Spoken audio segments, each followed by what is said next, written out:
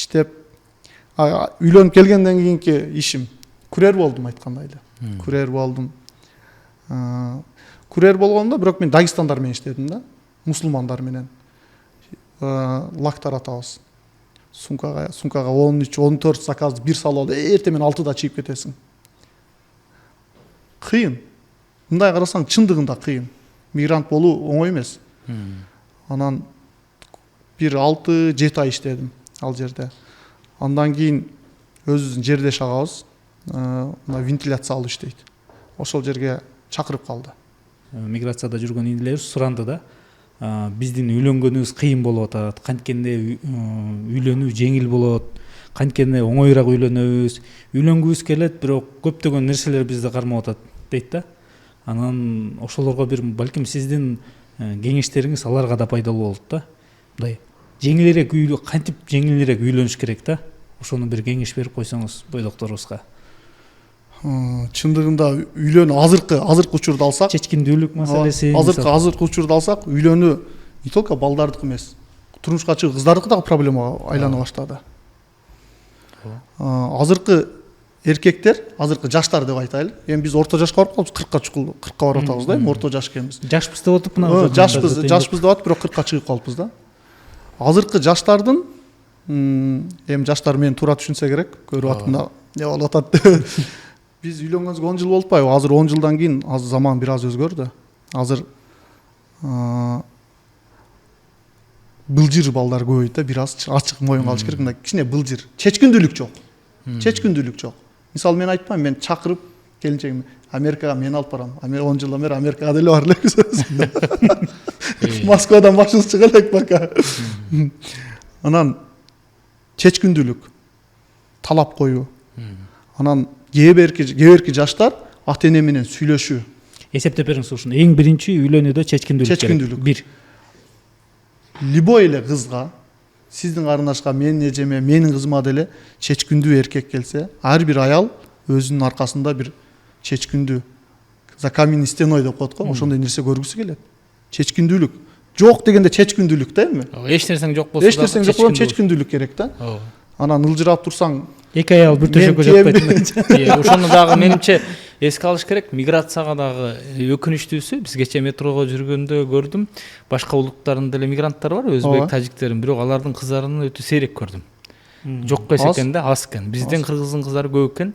Анан эми кыргыздын кыздары бияка миграцияга келген, негизи эле миграцияга мындай былжырлар асып келбейт да, көрө тыңыраактар келет. Баягы сиз айткан менимче былжырлардын балдар былжыр болуп атат деген себеби менимче алар миграцияга келген эмес, миграцияга аркылуу келип, бул жерде отурукташып калып, ушул жерде чоңоюп калган ошо биринчи мигранттардын муунун балдары болсо керек да. Алар деле 20-25 чыгып калды да.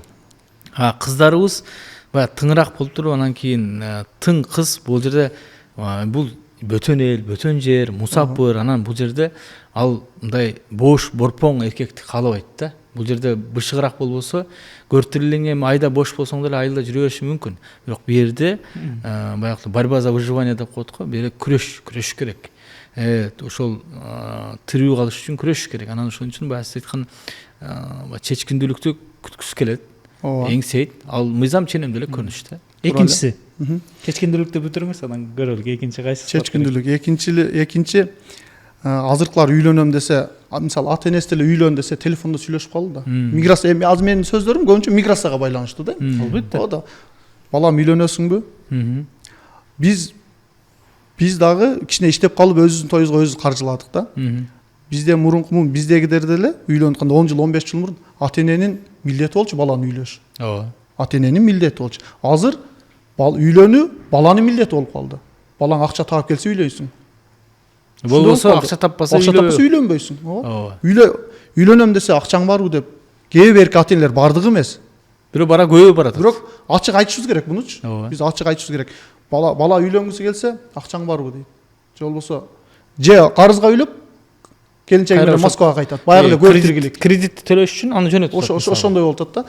Биз улуу муунду айтпай, азыркы муун, азыркы жаштарга бир шаблон түзүп беришибиз керек да, үйлөнүүчү. Рустам мырза, жанакы үйлөнүү боюнча бойдокторго да отпайсызбы? Үйлөнүүнү кантип жеңилдетебиз дегенде биринчи кеңешиңиз чечкиндүүлүк дедиңиз. Экинчи кеңешиңиз ата эне менен баланын ортосундагы ачык жүз көрүшүп сүйлөшүү, кеңешүү, акылдашуу. Себеби ата энеге дагы жеткирүү да чоң той менен эч кимди таң калтырбашын. Үчүнчү, бул кызга дагы уулга дагы тиешелүү. Сиз кандай болсоңуз сизге ошондой жубай. Миграцияда деп туруп Кудай көрбөй атат же башка деп туруп элден алысмын деп туруп бул жерде кандай жүрсөң ошондой жубай атасың. Түшүндүрүп бериңизчи ошону. Тең теңи менен деген сөз, сен кандай болсоң, сага ошондой жубай, сен кандай кыз болсоң, ошондой эле күйөө дегендей да. Себеби Өзүң түзүк жүрсөң, түзүк жубайга туш келесиң. жакшы кызга жакшы уул, жакшы уулга жакшы кыз дегендей эле. Бул жашоодо эч ким көрбөй атат. Мен миграцияда ким тааныйт эле. Же Кыргызстанда деле, бул миграциядагы адам деле эмес. Кыргызстандагы деле адам. Оштон Бишкекке, Бишкектен Ошко барган жаштарга эл көрбөй атат го. Алла таалам баардык нерсени көрүп билип турат. Жүрөктө якын керек. Анан турмуш бул түбөлүк жашоо. Бул жашоодогу түбөлүк түгөйүң менен жашоо, балдарды тарбиялоо, аркаңа низ калтыруу. Ошого такыбалыкты карманыш керек. Такыбаларга. Такыбаларга. Демек сиздин кеңешиңиз 3 кеңеш ошондо, э? Ооба. Биринчи чечкиндүү эркекке тиешелүү. Айтпайм былжыр балдар көп деп. Мен деле кээде туугандарымдан сурайм, турмушка чыкпайсың деп. Эми айт, тамашалап кыздарга деле айтсаң, "Рустам аке, мен багайымбы же ал багабы мени?" Элементарный чечкиндүүлүк. Характер болуш керек эми эркекте. Эркек эркектей устаз айтчу ғой, качан эркек эркектей болсо. Бирок кээде мындай в исключительных случаях дейт го. Мисалы үчүн бала бир аз мындай байкабай жатса же сезбей жатса, кыздар деле түртүп койсо болот да. Анткенде Хадижа энебиз деле намек берген да. Айландырып, жеңеси аркылуу же башкасы аркылуу. Эми турмуш курууну, той кылууну проблема көрбөшүбүз керек да. Азыркы жаштарга проблема кылып бербешибиз керек. Ансыз деле жашоодо проблема көбүмү азыр? Демек бойдоктор коркуп жүрө бербей, ата энеси менен жана экинчи кеңешиңизде айтпадыңызбы, нормально отуруп сүйлөшүш керек, жүзмө жүз отуруп. Ооба. Жана сиз айткандай альтернативасы да бар да. Ошону ойлойм, ал ошол сабакта дагы көптөгөн пайда алышат депчи, анткени альтернативасы да бар, ысырап жок деле тойдун кылса болот. Анан такыбалык.